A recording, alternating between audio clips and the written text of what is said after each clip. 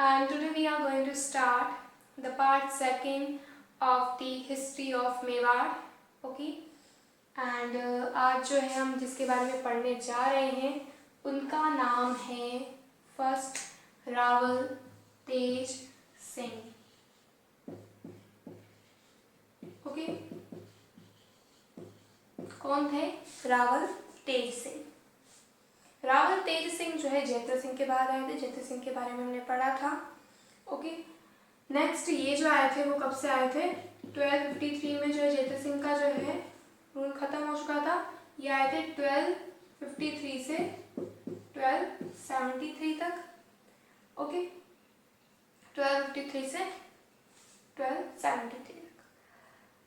रावल तेज सिंह जो है बहुत अच्छे शासक थे, इसलिए इन्हें जो है कुछ नाम भी दिए गए. मतलब तेज सिंह के अलावा जो है इन्हें बोला गया महाराजा धीराज, महाराजा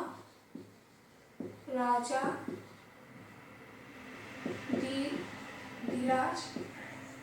ओके, और एक और नाम दिया गया इन्हें, वो था परम बट्टारक. ओके, कुछ जो बहुत ही ज़्यादा शक्तिशाली जो राजा होते थे उन्हें महाराजा धीराज और परम बट्टारक जैसी नाम दिए जाते थे, और जिसे हम उपाधि भी बोलते हैं. ओके, बहुत सारे राजा के आगे और बहुत सारे रूलर्स के बारे में आपने ऐसा पढ़ा होगा मे बी कि उन्हें जो है महाराजा धीराज और परम बट्टारक के नाम से हम बोलते हैं. ओके, अब तेज सिंह दूसरी बात तेज सिंह की जो है हम करेंगे वो है कि इनके टाइम जो है दिल्ली का जो है रूलर कौन था? वो था जलालुद्दीन.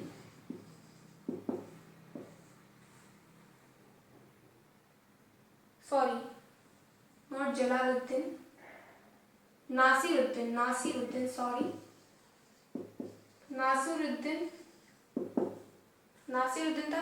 नासिरुद्दीन के बाद ही आए थे Jalaluddin. Sorry for that. Delhi के कौन थे? नासिरुद्दीन का एक भाई था.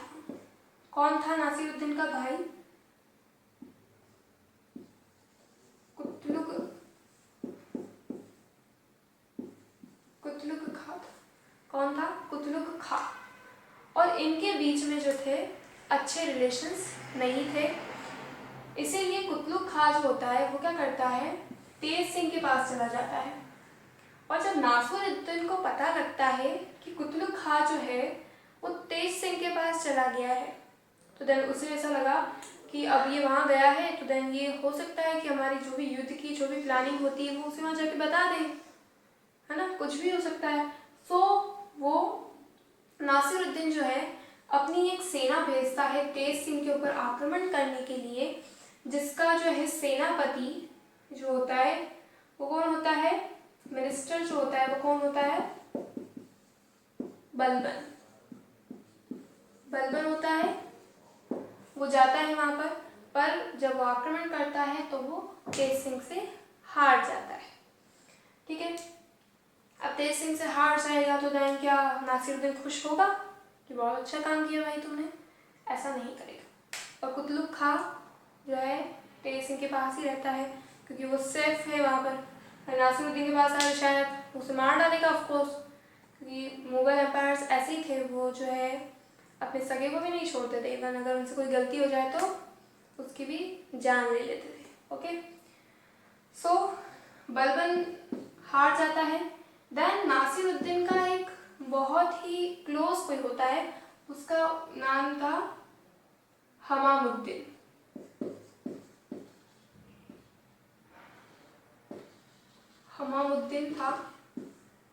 हमामुद्दीन जो होता है उसके कहने पर जो है बलबन को यहाँ से जो है फिर क्या कर दिया जाता है, दिल्ली से वो बोल देता है इसको निकाल दो. नासिरुद्दीन को बोलता है इसको निकाल दो, क्या काम का है हमारे, कोई काम का नहीं है. और ये बलबन जो है ऐसा बोला जाता था बहुत अच्छा जो है एक सेनापति था. ठीक है, और बहुत हेल्प की थी नासिरुद्दीन की. बट एक इस इंसान के कहने पर जो है नासिरुद्दीन बलबन को निकाल देता है. इस इसलिए मैंने आपको इसके बारे में बताया। ठीक है, उसके बाद एक और बात तेज सिंह के बारे में, वो है कि इन्होंने जो है गुजरात के रूलर थे या शासक बोल सकते हैं, बीसल देव, उन्हें हराया था। ठीक है, और इसी वजह से इन्हें जो है बाद में उदारक और बहुत ही तेज शासक, बहुत ही जो है बलवान शासक जैसी उपाधियां भी दी गई है। सो ये थे हमारे तेज सिंह। 1253 से 1273 तक इनका रूल चला एंड बहुत अच्छे शासक थे। ठीक है, और यहाँ से आप पता लगा सकते हैं कि अब जो है मुगल एम्पायर्स का जो है राजस्थान में आना शुरू हो गया था और कुछ युद्ध भी शुरू हो चुके थे। उससे पहले शांति थी इनके आने से पहले। इनके बाद जो आएंगे वो आएंगे रावल, समर सिंह, और अब जो है हिस्ट्री होती जा रही है बहुत ही इंटरेस्टिंग। अब आपको जो है बहुत मज़ा आएगा। अब तक इतना मज़ा नहीं आया था, बट अब अलाउद्दीन खिलजी बाद में जब आएंगे, पद्मिनी जी आएंगी, तो फिर जो है बहुत इंटरेस्टिंग होता जाएगा सब। राणा हमीर एंड जिन बहुत सारे ऐसे रूलर्स थे जिनके बारे में आपने सुना ही नहीं है एंड बहुत अच्छी हिस्ट्री है उनके बारे में। So you will get impressed of that. Okay, so next जो है जिनकी मैं बात करूँगी वो है रावल, समर सिंह। ये आए थे 1273 से 1302 तक। ओके, एंड रावल समर सिंह एक पहले ऐसे शासक थे जिन्होंने जो है पहले जो शिकार करते थे ना राजा, यहाँ पर जहाँ सपोज ऐसा हो कि चित्तौड़ में जो है कोई राजा है और उसके शिकार के लिए यहाँ पर कुछ कोई जीव है ही नहीं, मतलब कोई एनिमल है ही नहीं, तो वो उदयपुर जो शिकार करने के लिए निकल गया, या कोई भी आसपास का जो भी एरिया है जहाँ पर वो शिकार कर सकता है वहाँ चला गया। बट यहाँ पर जो है बैन लगा दिया गया था कि कोई भी जो है क्या नहीं करेगा, शिकार नहीं कर सकता, मतलब कोई किसी एनिमल को मार ही नहीं सकता। और ऐसा जो है किसके कहने पर किया था, जो कुछ जैन दरबारी होते थे उनके कहने पर किया था रावल समर सिंह ने। और उसमें से एक थे रत्नप्रभ सूरी, जो जैन जो एक विद्वान उसे बोलते थे, जो ग्रेट पर्सन होते थे, जो अच्छी बातें किया करते थे, कुछ ग्रंथ लिखा करते थे, वो कौन होते थे, विद्वान होते थे। तो जैन रत्नप्रभ सूरी एक पाश्चर्यनाथ नाम के दो जैन थे, उनके कहने पर जो है एनिमल्स को कोई भी नहीं हार्म करेगा, इवन हानि पहुंचाना भी दूर की बात, मारना दूर की बात, सॉरी, हानि भी नहीं पहुंचाएगा उन्हें। ऐसा जो है बैन किसने लगाया था, रावल समर सिंह ने। ओके, ये सबसे पहली बात है रावल समर सिंह की। एंड द नेक्स्ट बात आती है, इनके फिर दो पुत्र थे, उनकी बात कर लेते हैं हम। रावल समर सिंह के दो बेटे थे। पहले कर्ण सिंह, कर्ण सिंह, एंड दूसरे थे आपके फेवरेट रावल रतन सिंह। ओके, ये वही है पद्मिनी जी के हस्बैंड। ओके, रावल रतन सिंह। कर्ण सिंह जो थे वो यहाँ से जो है चले गए, कहाँ चले गए, नेपाल। और नेपाल में जाकर इन्होंने गोहिल वंश, मैंने आपको पहले भी इसके बारे में बताया है, गोहिल वंश जो है स्टार्ट कर दिया था। कौन सा वंश स्टार्ट कर दिया था, गोहिल वंश। और ये जो है रावल से जो थे, ये रावल थे पहले, तो रावल से ये राणा बन गए। क्या बन गए, राणा। आपने सुना होगा कि बाद के जो भी रूलर्स थे, महाराणा प्रताप, ओके, राणा हमीर, सब राणा थे। तो ऐसे ही इन्होंने जो है वहां जाकर राणा लगा लिया अपने नाम का, ये रावल नहीं, राणा। ठीक है, उसके बाद आए हमारे कौन, रावल रतन सिंह।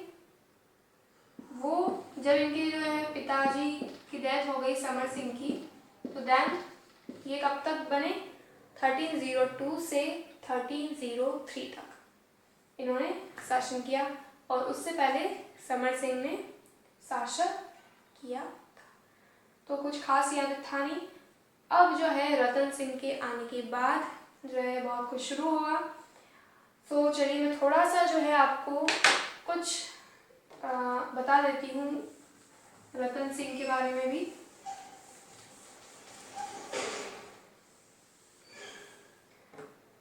रावल रतन सिंह ज़्यादा डिस्कस नहीं करूँगी इसमें मैं आज, थोड़ा कुछ पद्मनी जी के बारे में बता देती हूँ। एंड ओके, सबसे पहले 1302 से 1303 ओके, कुछ टर्म्स यहाँ पर आएंगी उसके बारे में बता देती हूँ मैं आपको। केसरिया,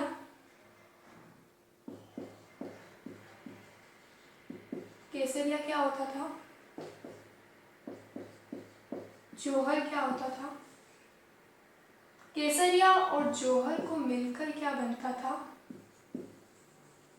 साका। केसरिया, जब कोई भी राजा लड़ते हुए, युद्ध में लड़ते हुए जो है वीर गति को प्राप्त हो जाए या शहादत को प्राप्त हो जाए तो उसे बोलते थे केसरिया। और जब जो है दुश्मन के हाथ ना लग पाए कोई रानी, इसलिए जो है आग में कूदकर या फिर जल में कूदकर अपनी जान दे देती थी, उसे हम बोलते थे जौहर। और अगर जहाँ दोनों ही होते थे, राजा भी जो है शहादत को प्राप्त हो जाता था और रानियां जौहर कर लेती थी, उसे हम बोलते थे साका।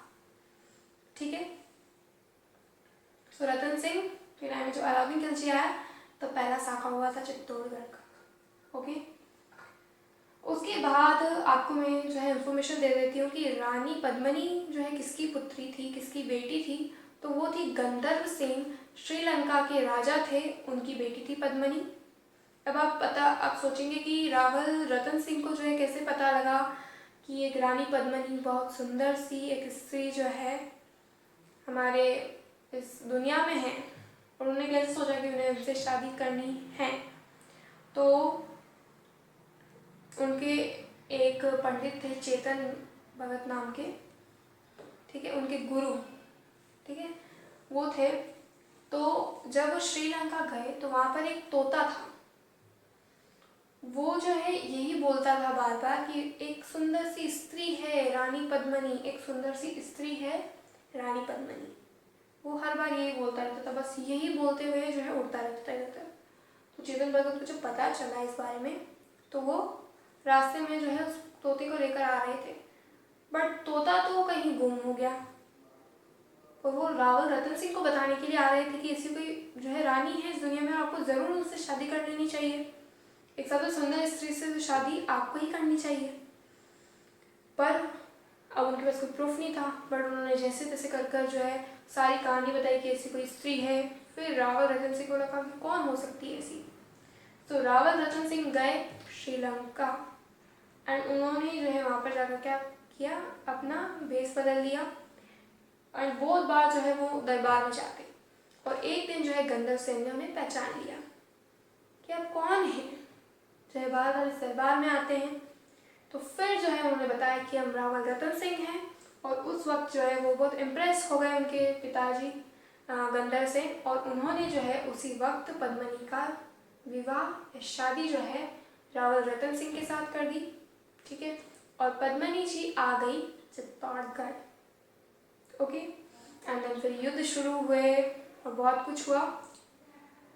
पर सब बोलते हैं कि अलाउद्दीन खिलजी ने रानी पद्मनी को चाहने के लिए उनसे जो है उन्हें यहाँ से ले जाए, वो इसलिए शादी की। पर कुछ जो हिस्टोरियंस हैं उनका कहना है ये बिल्कुल गलत है। कुछ का कहना है कि नहीं, पद्मनी को चाहने के लिए ही जो आक्रमण किया था, और क्या था।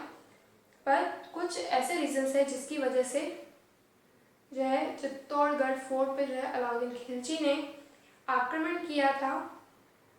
तो वो जो रीजंस हैं मैं आपको बताऊंगी अपनी नेक्स्ट वीडियो में। और अगर आपको आज का वीडियो अच्छा लगा हो तो प्लीज़ मेरे चैनल को लाइक करें, शेयर करें और मेरे चैनल को सब्सक्राइब भी करें। Thank you.